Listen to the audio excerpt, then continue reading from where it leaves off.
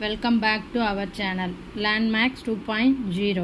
இப்போ நம்ம என்ன சம் பார்த்துட்ருக்கோம், கூட்டு வட்டியில் கேட்கக்கூடிய எளிமையான கடினமான கணக்குகளை பார்த்துக்கிட்டு இருக்கோம். அதில் ஏற்கனவே 7th மாடல் சம் ஒன்று நம்ம பார்த்துருக்கோம். இது அதே மாதிரியான இன்னொரு சம்.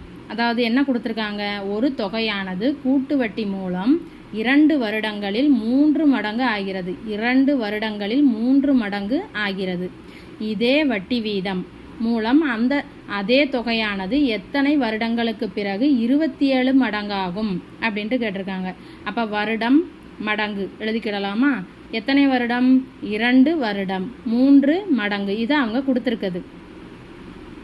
இப்போ நம்ம என்ன பண்ணுறோம், 2 மறுபடியும் 2ஆல் ஆட் பண்ணி 4ன்னு போடுறோம்.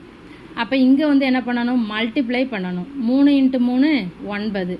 அதுக்கப்புறம் மறுபடியும் 4ஓட 2 ஆட் பண்ணால் 6 கிடைக்குமா? இங்கே என்ன பண்ணுறோம், 9 கூட திரும்பவும் 3ஆல் மல்டிப்ளை பண்ணால் 27.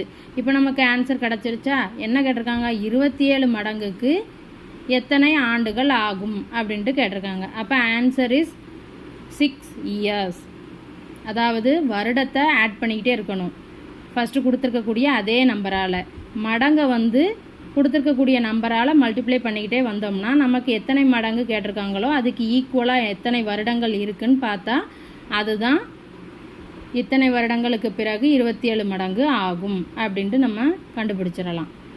வீடியோ பிடிச்சிருந்தா சேனல் லேண்ட்மேக்ஸ் 2.0வை சப்ஸ்கிரைப் பண்ணுங்கள், வீடியோஸை ஷேர் பண்ணுங்கள். தேங்க்யூ.